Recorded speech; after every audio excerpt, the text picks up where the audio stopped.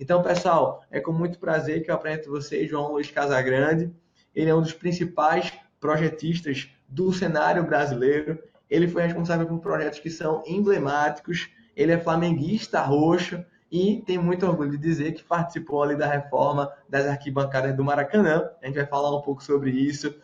Participou também de grande parte do Complexo Olímpico, Transcarioca. São mais de 400 projetos. A gente vai falar um pouco sobre, enfim, sobre os mais emblemáticos. E hoje a gente se reuniu, a gente fez, enfim, a gente fez um formulário para poder entender quem estava querendo participar, quais eram as principais demandas. E o nosso tema escolhido foi como é que você começa a trabalhar, como é que você entra nesse ramo do engenheiro estrutural, de projetos de estruturas. Então, Casagrande, se apresenta para o pessoal, se eu falei alguma bobagem, me perdoe, mas vamos começar. Bom, vamos lá. Bom, pessoal, boa tarde a todos. Estou longe, um pouquinho longe de vocês, porque eu estou aqui em Portugal agora fazendo minha tese de doutoramento, o PhD, né? E o Diego me convidou para estar aqui junto hoje, é um tremendo prazer. E eu acho que a gente poder universalizar o ensino é importante. Se eu puder passar um pouco da experiência que eu tive quando eu comecei e poder ajudar os jovens que estão se formando agora ou estão ainda no meio da faculdade, querendo definir ainda dentro da engenharia qual a carreira que vai seguir, vai ser um prazer e uma honra, tá? Diego, como eu estava te falando aquele dia, eu me formei em 96, e 96, 97, e eu desde 94 comecei a trabalhar como estagiário de um professor meu de estrutura. E dentro disso, depois de 2 anos trabalhando com ele, quase 3, eu me formei, e foi uma coisa interessante que depois que eu acabei meu estágio, eu fiquei 2 ou 3 meses sem trabalhar, porque ele não tinha condições de me pagar, e que por um lado foi ruim, né, porque eu me formei desempregado, mas por outro lado foi bom, que ele sentiu muita falta a mim e me chamou para eu entrar como sócio de alguns projetos dele. A gente sabe, e era uma crise no final da década de 90, a crise de engenharia era muito grande, até uma crise parecida com a que a gente está passando agora. Então, hoje em dia, vocês que estão se formando agora, às vezes, pô, na crise, o que eu vou fazer? A crise foi até importante, por um lado, para mim, que eu entrar em vez de entrar como funcionário, acabei entrando como parceiro dos projetos, não sócio da empresa, mas como parceiro dos projetos. E foi aí que eu comecei minha carreira. Ô, Casa, mas me diz uma coisa, só te interrompendo Claro. rapidinho. Tu falou que entrou para trabalhar nessa empresa como parceiro do escritório, parceiro dos Isso. projetos. Mas como foi? Ele te chamou, você foi lá, tinha alguma remuneração fixa? A Como foi remuneração, isso aí? isso é interessante. Ele era meu professor na faculdade, tá? E eu fazia uma matéria de estruturas com ele. Eu já tinha, um pouco antes disso, eu acho muito interessante essa fase que está se passando agora com a fase quando eu era universitário, porque eu peguei a passagem do papel vegetal, que provavelmente a juventude não conhece. Antigamente você tinha desenhistas, você tinha um escritório enorme com milhares de desenhistas que passava desenho a desenho com caneta nanquim para o papel vegetal. Eu peguei essa passagem do papel vegetal para o AutoCAD. E hoje a juventude está pegando a passagem do AutoCAD para o BIM. E para mim foi interessante um estágio antes desse, que eu trabalhava com o AutoCAD. E eu sempre fui um cara um pouco empreendedor antes desse estágio de estrutura, eu estava falando da parte de engenheiro estrutural. Eu começava a fazer desenho de AutoCAD, que eu aprendi no meu outro estágio, para vender para os meus professores.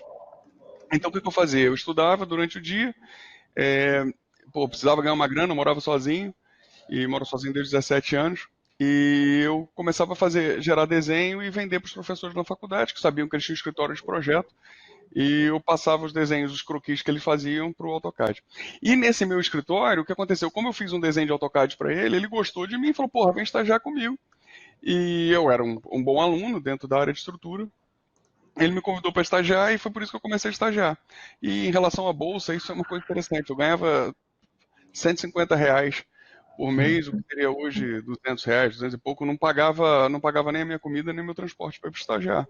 Mas foi um investimento que eu fiz no conhecimento, né? Nossa, Não então tinha. Desculpa, Diego.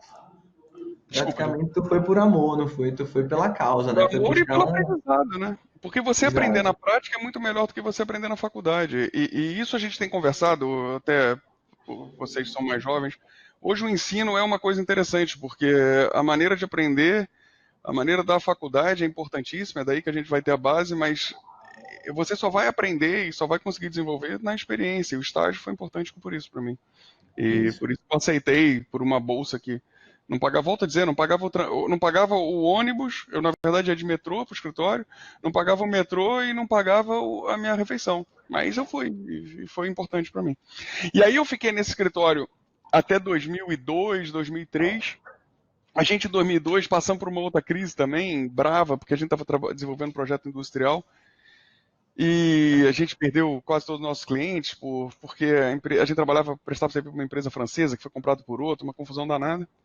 E eu, no final de 2003, eu lembro bem, foi em novembro de 2003, eu era recém-casado, tinha um ano e pouco de casado, tinha uma situação de vida normal, mas nada normal para baixa.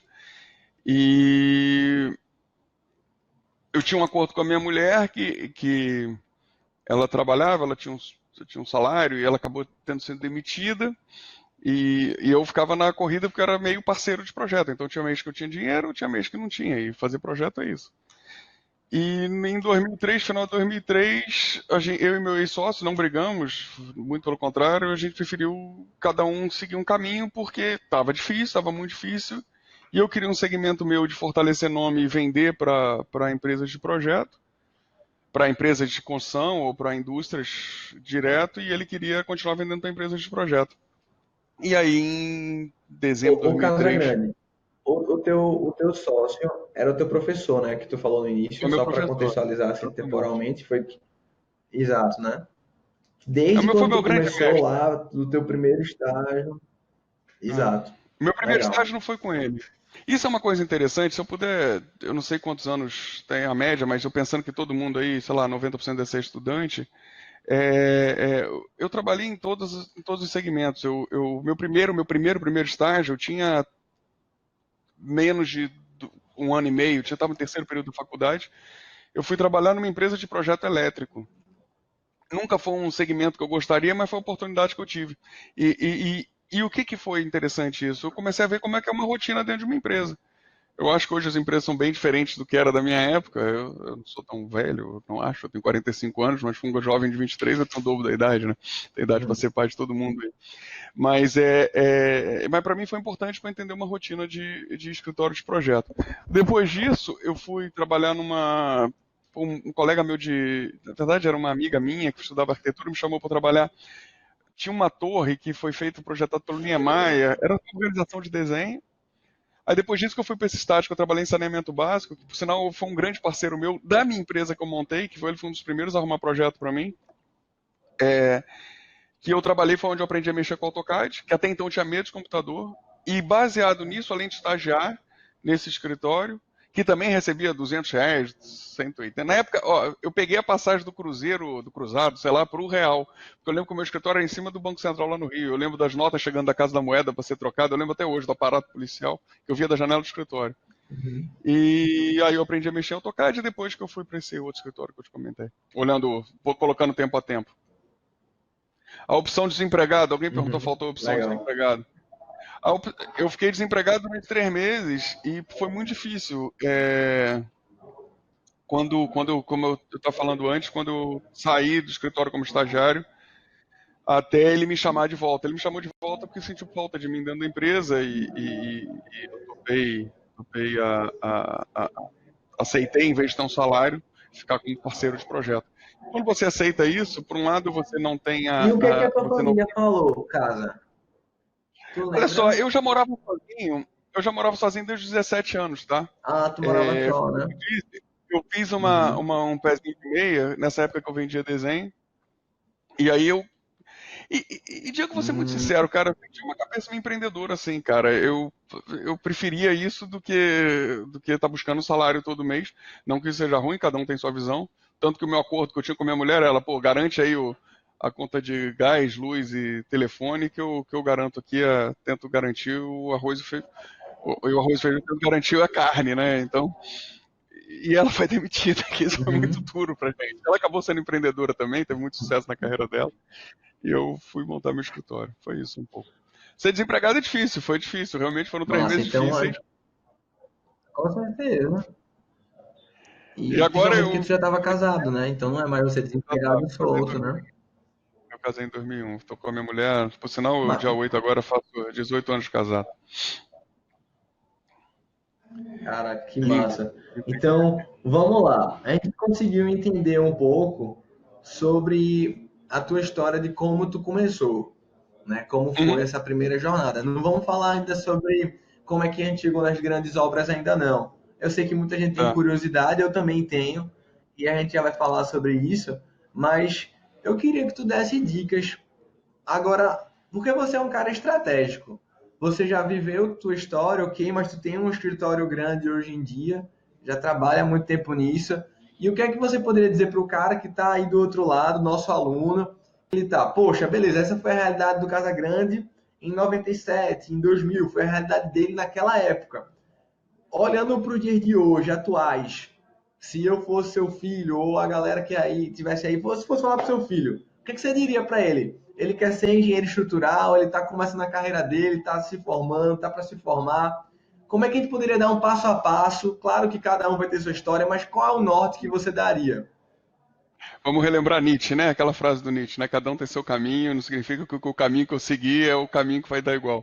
E eu não falei só para engenheiro estrutural, não. Eu falei só para qualquer jovem que está se formando. A base de tudo é a gente tem que estar baseado em relacionamento, honestidade, ética, né? Total. E você nunca vai fazer negócio com inimigo, né? Você só vai fazer negócio com amigo, principalmente na área de projeto. As pessoas têm que ter confiança em você. Se você é um projetista, você tem que. Primeira coisa, você tem que estudar muito, você tem que focar muito na tua faculdade, tem que estudar bastante a sua faculdade, tem que seguir bem a sua faculdade e para você ter o conhecimento necessário se você quer desenvolver dentro da área de engenharia. O segundo, eu acho que o teu relacionamento é a base de qualquer coisa. Você sem relacionamento, você não gera negócio. Não adianta hoje você ficar fechado dentro de casa, não fazer o teu network que você faz na faculdade é o cara que vai amanhã vai te contratar, ou que vai ser um parceiro de negócio teu, ou que você vai chamar ele para vir trabalhar com você para desenvolver um projeto. O que eu vejo hoje, e foi o que eu falei há pouco, hoje estamos vivendo uma crise, mas a gente vê que há uma tendência de melhora no mercado da construção civil. Eu vim para fazer o doutorado fora do Brasil exatamente pensando para começar, a gente tem o interesse de pegar a África subsaariana, abaixo do Saara aqui, para poder atender, e Portugal normalmente é o ponto que sai, que é a entrada para poder trabalhar nisso. Normalmente são as empresas que ficam sediadas em Portugal porque tem um custo mais baixo. Segundo, que eu queria fazer meu doutoramento, eu estou estudando a parte portuária, que eu acho assim como a gente desenvolveu o estudo de arenas, porque o Brasil estava pegando Copa do Mundo e Olimpíadas, e dentro da empresa a gente desenvolveu esse estudo e conseguiu fazer os projetos das grandes arenas. E depois também fazendo projeto de pontes, a gente hoje faz várias pontes na empresa para atender as concessionárias de serviço público e não só clientes privados, são clientes privados ou clientes públicos também, apesar de eu hoje não a gente dentro do plano de estratégia da empresa não trabalhar com cliente público, mas o que eu vejo hoje, a gente tem um crescimento da economia, eu acho que há uma tendência de novas contratações de empresas de projeto ou empresas de engenharia. Eu acho que hoje o segmento que o Brasil mais precisa é a gente ter uma produção absurda e a gente não tem um problema de escoamento de produção. Baseado que a gente tem um problema de escoamento de produção, o que a gente vai precisar? Terminais portuários, terminais, falando das grandes obras, depois eu vou para as menores, tá? Terminais portuários, eu acho que a gente vai precisar de rodovia e ferrovia para poder tirar da área de produção, para poder chegar nesses terminais, para depois para exportação. Hoje o Brasil é o grande produtor da comida do mundo, a comida sai daí. Tá, então a gente tem que pensar que a gente produz minério, a gente produz soja, a gente produz milho. Hoje o Brasil vai passar os Estados Unidos na produção de soja e a nossa produtividade já é maior de toneladas por hectare do que os Estados Unidos já há 3 anos. Então a gente tem que pensar no que o Brasil está de bom e ver o que nós dentro da engenharia podemos construir melhor dentro da ética e dentro da produtividade. Como é que se diz? Dentro da produtividade e tudo, o que nós podemos oferecer para o mercado. O Hugo aqui está perguntando se eu tinha escolhido fazer mestrado logo após a graduação, eu tinha outra visão. Hugo, eu vou repetir, o que eu fiz não significa que se eu fosse seguir o mesmo caminho, vai dar, tá? Eu tenho uma visão muito importante sobre a graduação, o mestrado e o doutorado, tá? Que é o que é o básico de todos os três. A graduação, você aceita tudo que te passam, tá? Então, o que o professor fala para você, você aceita porque você não tem nem capacidade técnica para discutir. O mestrado, você já começa a questionar o que você aprendeu na faculdade, querendo começar a discutir e discutir em bons termos de engenharia. Então, como que você, depois de se formar, vai para um mestrado? Eu, na minha visão, na visão de quem é do mercado, não para quem vai querer dar aula, tá? Eu acho que o mestrado pós-faculdade, você não tem bagagem suficiente para discutir. Porém, o que é importante, hoje aqui na Europa, as pessoas elas fazem 3 anos do bacharelado, a licenciatura sai nos dois, e o cara já sai com grau de mestre. Então, eu te falo, na minha época, que era 5 anos de faculdade, 2 anos de mestrado e 4 de doutorado, eu acho que o mestrado só deve sair depois você deve depois de 4 ou 5 anos estando trabalhando, estando no mercado. E o doutorado, eu acho que o doutorado tem que sair depois da minha idade mesmo, depois de 40, 38, 40 anos, a não ser que você queira dar aula. Antes, aí é uma Uma necessidade da coisa que eu universidade. falo muito pro pessoal, casa, o pessoal me pergunta muito, Diego, qual especialização eu faço, qual mestrado, qual não sei o quê. Eu falo, bicho, tu acabou de se formar. Primeiro tu tem que experimentar o mercado. A melhor especialização que você pode fazer agora é te vira. É ir para o mercado, começar a fazer um bocado de coisa, começar a conhecer um bocado de gente, entender o que você gosta, porque não é definido nas cadeiras que você estudou que você vai saber realmente, porque tem um balanço entre o que você gosta e o que o mercado pede. E você vai É começar isso. a encontrar o seu caminho. Dali depois, quando você começar a encontrar ali seu trilho, aí você busca uma especialização, um mestrado, o que for, porque tem que fazer sentido para você. E tem que também ter um retorno financeiro, porque não adianta você pensar, vou fazer só um mestrado, um doutorado, porque todo mundo terminou a faculdade e está todo mundo fazendo. Poxa, não é bem por aí. Então, As pessoas que fazem mestrado logo depois da universidade, que normalmente não conseguiram se encaixar no mercado de trabalho. Aí você vai para um outro problema. Você se gradua e faz o mestrado. E depois que você ficou mais 2 anos no mestrado, você já fica overqualified, você fica muito isso. qualificado para um grau de engenheiro júnior. Você não vai nem aceitar é, é, é, você não vai nem aceitar fazer o salário que te ofereceriam como engenheiro júnior. Eu repito, você tem que desenhar a tua carreira, você tem que planejar. Por mais que o teu planejamento mude, você tem que ter um planejamento de carreira. Cara, eu quero ir, eu quero trabalhar, o meu sonho grande, né? O pessoal lá do Lehman, do Teles, do Cupira, Uhum. tem uma frase clássica que isso já todo mundo conhece. O trabalho que dá de sonhar grande e sonhar pequeno é o mesmo. Então sonhar grande, porra. Por que eu vou ficar sonhando pequeno? Por que eu vou sonhar só comprar um carro se eu posso sonhar um dia ter a maior empreiteira do mundo ou ter uma fábrica de carro? Eu acho que e para cada passo que eu quero ter dentro do meu sonho grande, que eu vou ter com 50 anos, 60 anos, eu quero me aposentar com 45, quero me aposentar com 50, quero me aposentar com 60, você vai criando cada metas intermediárias, e as metas intermediárias é que você vai ver se está no caminho certo ou não. E Massa. também você pode mudar o planejamento. Eu juro que eu antes eu pensava em estudar, eu sempre quis fazer meu doutoramento depois que acabasse, que eu tiver compensa essa fase Olimpíada, que eu queria estudar a parte portuária, mas eu digo isso desde 2007, 2008. Mas eu, quando estava em 97, a única coisa que eu queria era ter um escritório de projeto. E que eu consegui alcançar em 2003. Agora, meu escritório ficar grande foi depois de 2010, 2009, 2010, quando o Brasil estava investindo muito em infraestrutura, entendeu? Massa. Então, tu tava Luiz falando. Henrique está Oi. com uma dúvida aqui. Para quem trabalha na área, estuda e pretende fazer mestrado. Se você trabalha na área, estuda ainda na graduação, Luiz Henrique, e pretende fazer mestrado, é o que eu estou te dizendo. O mestrado, você já tem que ter uma tese muito bem definida, o que é a tua linha de estudo, entende? Você não pode pegar uma tese que o teu professor está querendo, porque ele vai estar ganhando a bolsa lá dele, porque ganha a pontuação lá para o CAPES. Eu acho que o mestrado tem que ser quando você já sabe o que você quer, entendeu? Eu acho Isso, que isso você que está é no mercado, você está vendo um problema e você começa a pensar como resolver aquele problema, que é né? o E que eu aí, estou fazendo no meu doutoramento. exato, porque aí faz muito sentido para o cara ir para um negócio, né? Ele vai, porque ele vai ter que abrir mão de muitas coisas também, né? Você, para estar aí em Portugal agora, teve que abrir mão de pegar inúmeros projetos, de fazer inúmeras coisas em função de um sonho, né? É exatamente isso. Lucas, eu nunca dei aula na faculdade, nunca quis dar aula, mas hoje eu juro que depois do meu. Eu sempre dei muita palestra, sempre aceitei muito. fazer mentoria com jovem, e isso eu falo muito com o Diego, eu gosto muito do jovem, eu prefiro muito mais estar com um estudante de engenharia do que com um profissional de engenharia. O profissional de engenharia eu estou no meu trabalho, eu estou no meu ganha-pão lá. E com estudante de engenharia, você pode trocar muito conhecimento. Hoje eu estou aprendendo coisas até com o próprio Diego mesmo, sabe? Coisa pô, tem um Instagram, cara, porra. E de que servia isso? Eu via lá para ver foto, pô, isso para mim eu vi que isso é um mundo novo e eu estou me divertindo, então tá tendo uma troca de conhecimento. Mas eu não me nego depois do meu PhD ou da aula também não, tá? Ô Casa, seguinte, eu tenho aqui algumas perguntas que eu tô intrigado.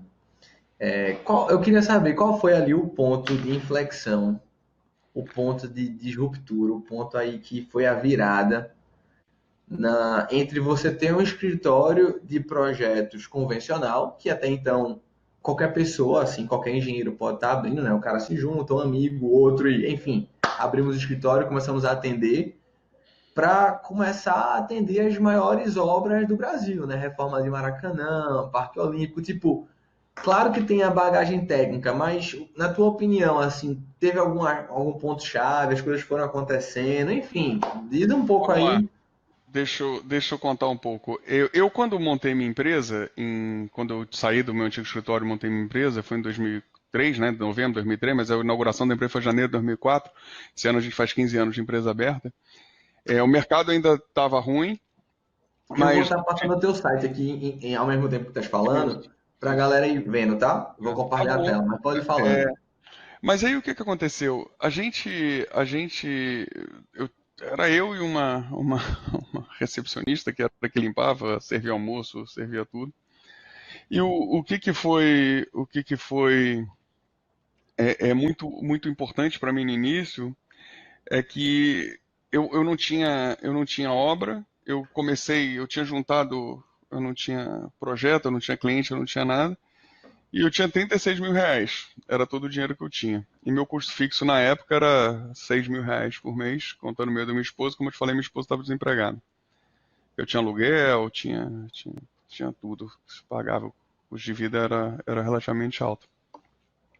O resumo da história é o seguinte, eu tinha 6 meses de vida, senão eu estava completamente perdido. Uhum. E aí o que aconteceu? Dentro dos meus relacionamentos que eu tinha feito no meu antigo escritório e das pessoas que me conheciam de trabalho, eu comecei a ligar para todo mundo. Ó, galera, eu montei um escritório, tô à disposição, tô para fazer tudo.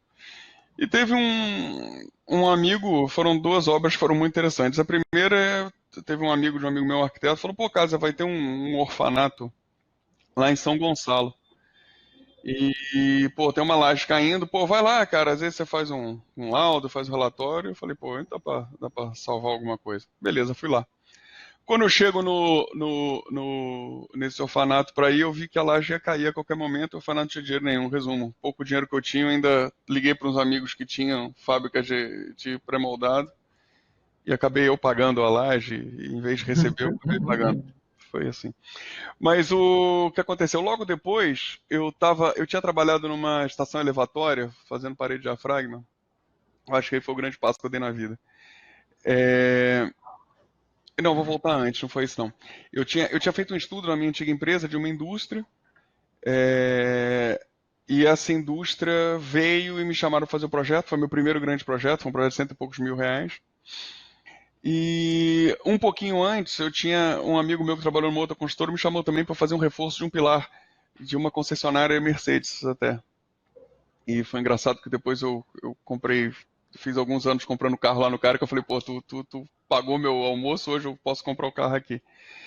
E aí o que aconteceu? Depois disso, quando eu peguei esse projeto industrial, foi a minha primeira obra que pelo menos eu já não ficava vivendo todo mês. Eu não, antigamente eu recebia um projeto, servia para pagar a conta, pagar meus desenhistas, porque eu desenhava muita coisa, mas às vezes eu queria maximizar o número de projetos para fazer, eu começava a subcontratar desenho, ainda não tinha funcionário, só tinha a menina que até hoje está lá na empresa, que ficava na recepção, servia café, limpava, pô, limpava a bota quando chegava com a bota suja da obra. E aí eu lembro que eu tinha feito uma obra antiga, que foi o primeiro trabalho com as empreiteiras, grandes empreiteiras.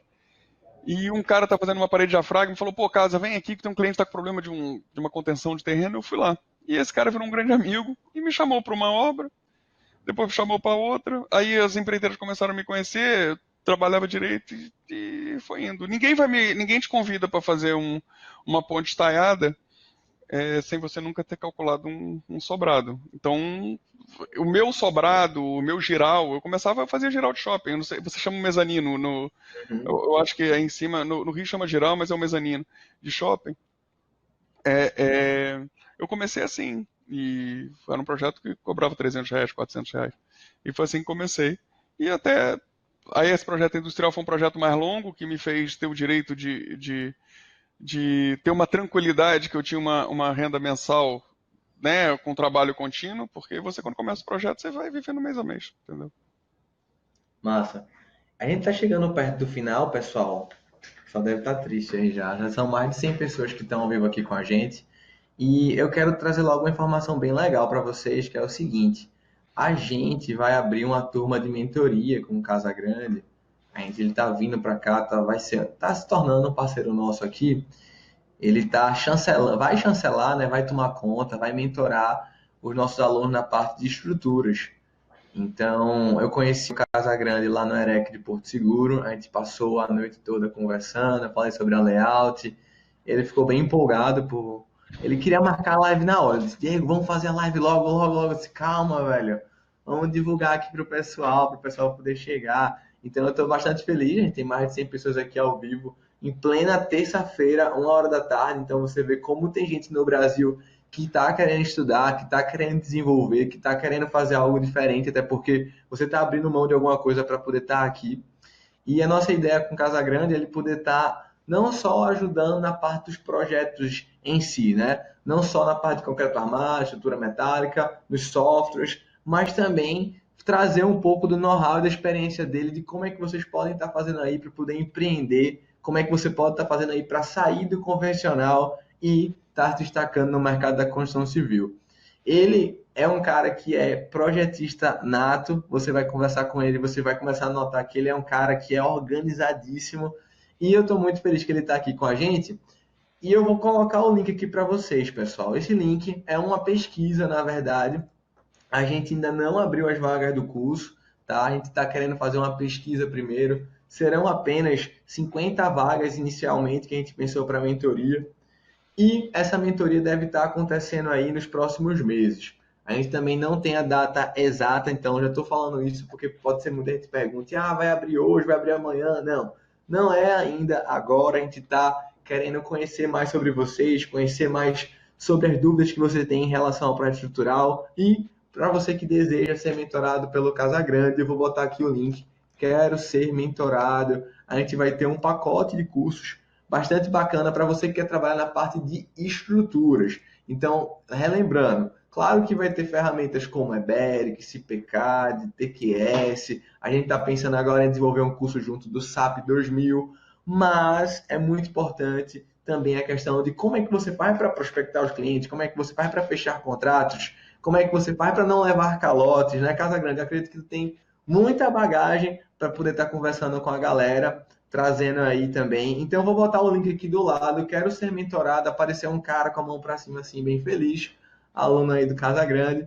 E, Casa, tem várias dúvidas. Eu já vou abrir aqui para a gente poder responder as dúvidas. Mas eu tenho a minha última dúvida aqui para depois a gente ficar livre.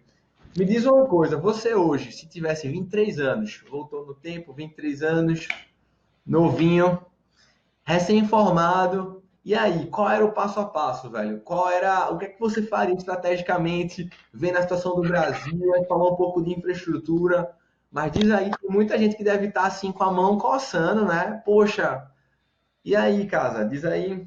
Bom, vamos lá. Eu não acho que é recém-formado, eu acho que a gente tem que começar antes na faculdade, tá? Eu Boa, repito que eu boa. estagiei desde o terceiro período. Vamos lá, a gente tem que separar o técnico das ferramentas. Hoje ninguém consegue fazer nada sem nenhuma ferramenta, então foi o que você estava dizendo de curso, de tudo, mas não acho que também você tem que não sair atropelando, fazer tudo quanto é curso sem saber o teu caminho, criar tuas metas e criar o jovem hoje, apesar de ser muito ansioso, você tem que planejar. Eu acho que é a história do projetista. Tem que ver o que você quer, onde você quer chegar.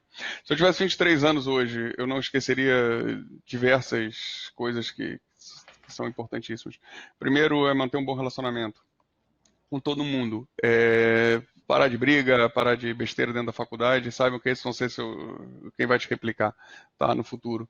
Segunda coisa, não querer ficar rico no primeiro e no segundo ano, não querer achar que por mais que a gente tenha uma necessidade, eu acho que todo mundo tem essa necessidade de comer, de beber e ir ao banheiro, mas eu lembro muito quando eu estava na faculdade, existia uma loja, não sei nem se existe no Brasil ainda, chamada Mister Cat. Mister Cat era uma loja que pagava muito bem.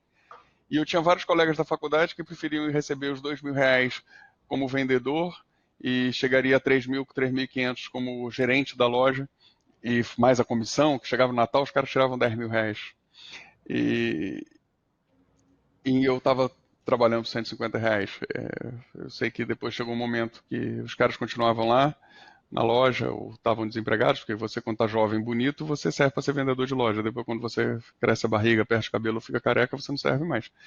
E como engenheiro, você pode trabalhar até os 90. O Dr. Bruno Contarini, que é um mestre meu na estrutura, ele tem 85 anos e até hoje trabalha e trabalha muito bem. O Dr. Fragelli, idem. E são alguns exemplos de calculistas que eu tenho muito contato, mas você pode pegar.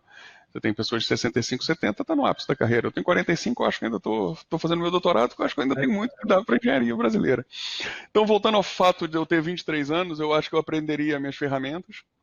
Eu acho que é importante, eu acho que a gente tem que sempre colar nas pessoas boas, a gente vê quem é bom, não é o mais bonito da faculdade, não é o mais simpático, mas é quem é bom, quem é o CDF, né? Quem é o cara que vai querer empreender comigo, o que pode desenvolver. Se a tua faculdade tiver empresa júnior, eu recomendo fazer empresa júnior.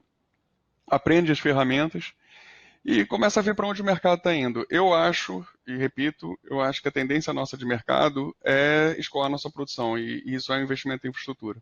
É óbvio também que a gente tem os projetos Minha Casa Minha Vida, que você vai ter, isso vai ter, o Brasil precisa de moradia. Quando a gente tem uma porrada de favela sendo construída, é que demonstra que falta Temos um déficit habitação. Faltando habitacional, né? habitação, você vai pegar de todas as faixas, o cara que não tem dinheiro é o milionário.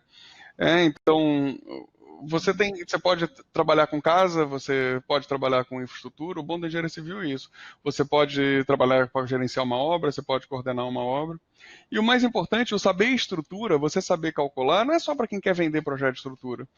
Um construtor, um cara que vai construir, precisa saber um pouco da estrutura também, para ver se o calculista não está vendendo uma insegurança a ele, ver se está indicando o material correto, porque no final das contas a garantia é do construtor também. Então você aprender a Exato. estrutura é importante por isso, entende? Então o E seu hoje, até para você poder 23 anos, reduzir o custo, né, Casa Grande? picotou? Até para você poder reduzir os custos. O pessoal que. A gente tem Não. muitos alunos que empreendem na Minha Casa Minha Vida e eles ganham em cima do financiamento. Então, quanto mais barato for a obra, maior o lucro é para ele, né? Exatamente, mais barato, mas dentro da segurança, nunca esquecendo da segurança, né? Então a gente tem que atender todas as normas e depois, se estiver dentro da segurança, é maior lucro, não é nem o lucro, né? É solução segura e econômica, né? Esse é o grande segredo de qualquer cálculo de estrutura. Mas eu acho que o conhecimento é esse. E voltando ao fato de quem tem 23 anos, veja para onde está indo o mercado, veja de cada região. Você vê hoje que o Norte e o Nordeste estão construindo muita rodovia, está tendo muito para lá. O Rio de Janeiro antes se preparou para a Olimpíada.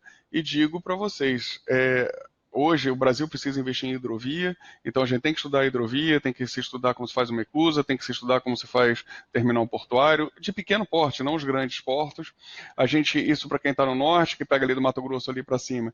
Quem está no nordeste, a gente tem uma produção agrícola absurda, mas você precisa das infraestruturas da cidade, a gente ainda sofre com enchente, a gente ainda sofre com falta de escola, a gente ainda sofre com falta de moradia. Então é um mercado enorme, não precisa só querer fazer projeto grande. A gente não tem um projeto do Maracanã todo ano, né? A gente teve muitos.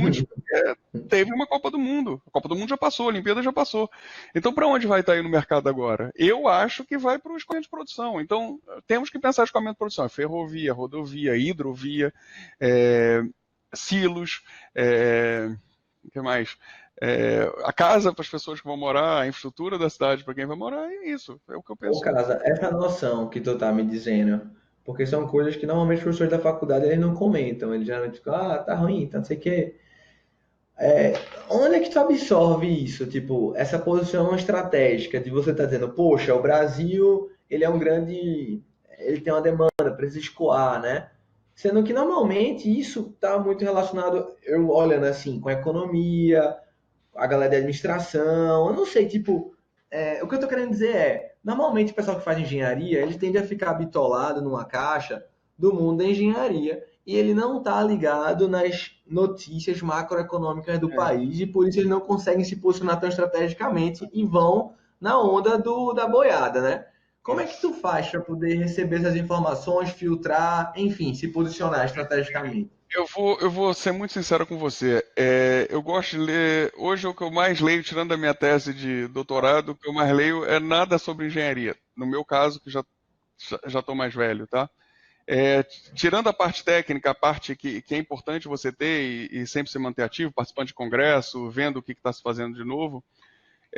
A engenharia é uma atividade meio, não é uma atividade fim, né? Então, a gente é demandado, não é demandante. Quem demanda são os contratantes. Então, o que se precisa? É quem? O consumidor final, e a gente vai voltando para ver no meio o que a gente vai ter, se é centro de logística, se é. Ah, então tá, se eu vejo que a Amazon está indo investir no Brasil, o que eu preciso ver? Porra, onde é que vão ser, quem são os maiores? É Centro, Rio, São Paulo? Não, porra, Nordeste a gente tem também, no Norte a gente também tem muita gente. Então, a gente buscar, porra, onde é que seria centro de logística? Ah, então vou investir em centros de logística, vou investir em estudo de galpões, eu vou investir em estudo de.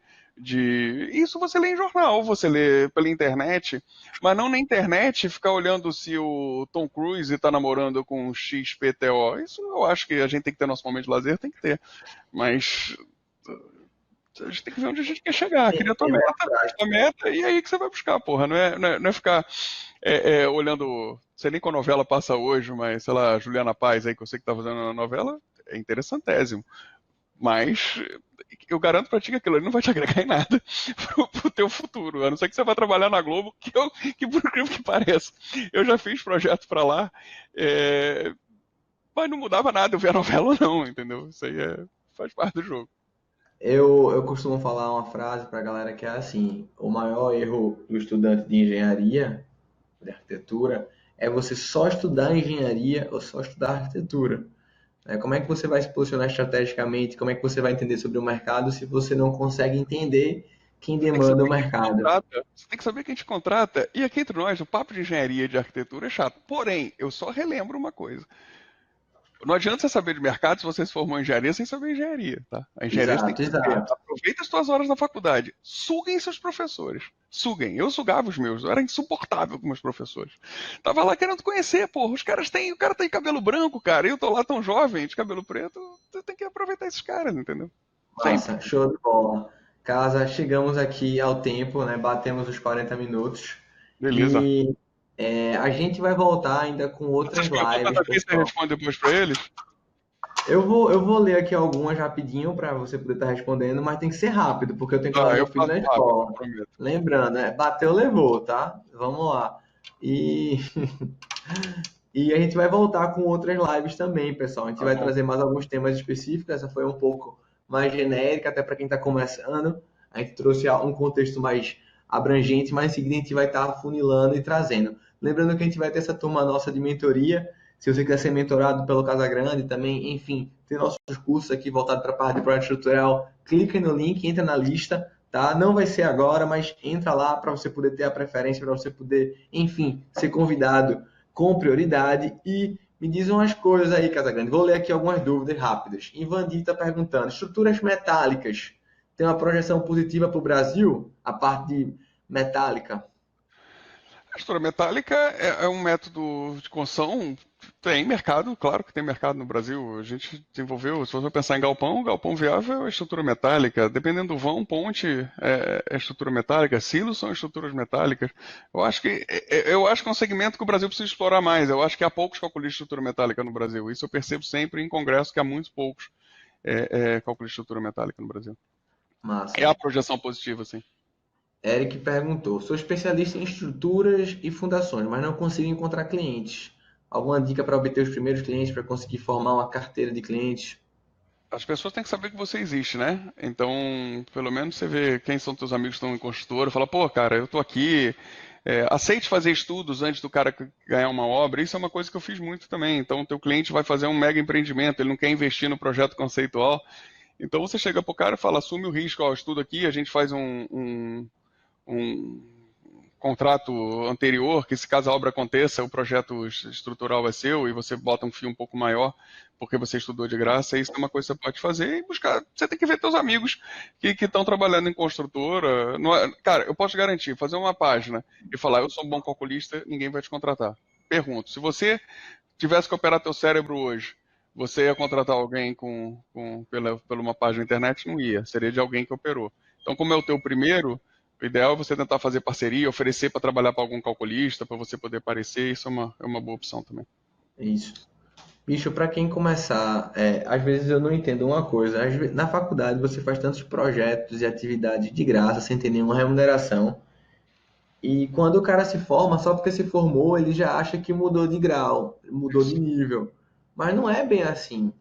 Você pode descer do salto, você pode, enfim, fazer, ajudar as pessoas, porque é aquela coisa, você só constrói um network se você primeiro ajudar.